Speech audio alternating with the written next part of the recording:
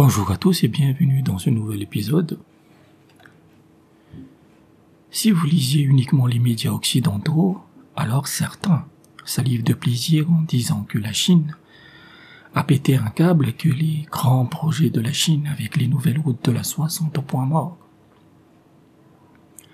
La Chine vient de vivre des périodes de confinement sévères, que ce soit à Shanghai ou à Pékin. Mais ces restrictions n'ont rien d'erratique, mais suivent un plan bien organisé. La première cause des confinements s'explique objectivement par les raisons officielles, c'est-à-dire une lutte impitoyable contre l'épidémie. Certains peuvent sourire en disant qu'on ne peut pas faire autant de plats pour une petite épidémie. Mais déjà, n'en déplaise aux pourfendeurs des dictateurs, n'oubliez pas qu'il n'y a pas si longtemps, dans certains pays champions de la démocratie occidentale, vous aviez besoin d'une injection pour prendre un café. Ensuite, la Chine a une phobie des épidémies.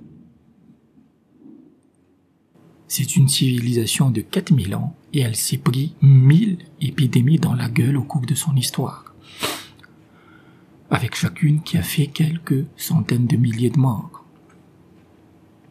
Au bout d'un moment, ça finit par marquer les esprits et quand vous lisez les médias du gouvernement chinois, ils disent clairement qu'ils ne se coucheront pas face au virus, comme les Occidentaux. Ajoutez à cela que la Chine connaît un gros problème face au vieillissement de sa population, estimée à 18%, qui ont plus de 60 ans, soit plus de 260 millions de personnes. Cela implique que même si ce virus est bénin pour les jeunes, les vieux sont toujours des facteurs de risque. Si les Chinois ne sont pas brutaux pour couper la chaîne de transmission, alors cela peut provoquer une véritable hécatombe. Et s'il y a beaucoup de morts, alors on dira que la Chine a une épidémie incontrôlable. En fait, dans tous les cas, ils sont coupables. Et le problème n'est pas cette brutalité, car c'est le modèle qui convient pour eux. Le drame est que pour les Occidentaux, par leur médiocrité, se comportent comme des chimpanzés en pratiquant un mimétisme bête et méchant de ce que font les Chinois. La seconde raison de ces restrictions est profondément politique. Car en octobre 2022, on va avoir le 20e congrès national du Parti communiste chinois. C'est l'événement politique le plus important car tous les membres du parti sont concernés, incluant Xi Jinping.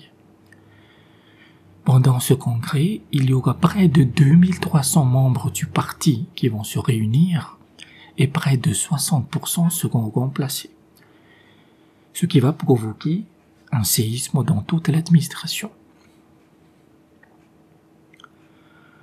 Les étapes de ce congrès sont nombreuses. Dans un premier temps, il va élire la commission centrale pour l'inspection disciplinaire, et ainsi que le comité central.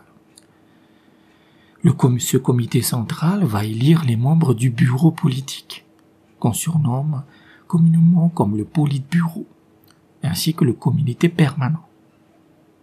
Et c'est ce comité permanent qui est l'entité la plus puissante dans la prise des décisions.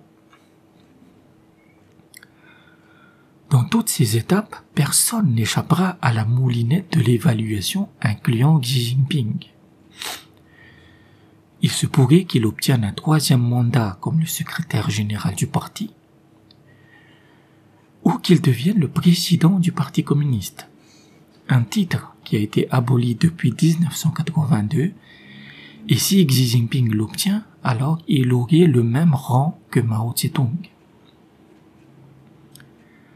Il y a des rumeurs selon lesquelles Xi Jinping pourrait devenir le nouveau président du parti, ce qui serait une véritable consécration et un signe symbolique fort pour le reste du monde. On le voit, les enjeux n'ont jamais été aussi importants politiquement parlant depuis les années 90. Et les négociations et les batailles politiques se font en coulisses et les restrictions, confinement, contrôle, etc. sont mises en place pour que des influences étrangères ne viennent pas gâcher la fête. La Chine pratique une politique de la tortue pour gérer ses crises. C'est-à-dire qu'elle se referme toujours sur elle-même pour faire le ménage. Comme ce congrès se tiendra en octobre ou en novembre 2022, alors on peut tabler que les restrictions ne vont pas cesser avant la fin de 2022. Et dès que la poussière de la bataille politique pour régner sur 1,4 milliard de personnes sera retombée, alors on va assister à une ouverture sans précédent de la Chine et une accélération de son activité. Et malgré les minces passes du Parti communiste, le dragon ne ralentit pas contrairement à ce qu'on prétend. Dans le premier trimestre de 2022, l'investissement extérieur de la Chine a atteint 153 milliards de dollars, soit 12% de plus par rapport à 2021. L'investissement extérieur représente 20% de tous les investissements étrangers de la Chine. Et toujours dans le premier trimestre 2022, les investissements dans les nouvelles routes de la soie ont atteint les 5 milliards d'euros. Dans le cas de Hong Kong, on disait qu'elle était morte après la mainmise de la Chine. Mais c'est l'inverse qui se produit. Les autorités viennent de déréguler entièrement le secteur financier en autorisant les ETF et autres services financiers. Dans le même temps, la Chine s'est lancée dans un plan pour favoriser l'économie circulaire, c'est-à-dire que la production chinoise va correspondre de plus en plus à la consommation intérieure, ce qui est le saint graal de la Chine pour vivre complètement en autarcie. On le voit, la Chine est loin de ralentir.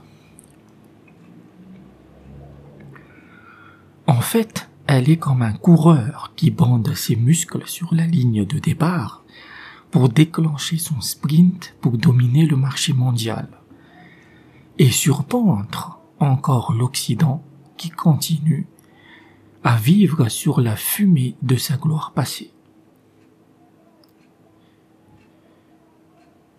Merci d'avoir écouté cet épisode et à bientôt.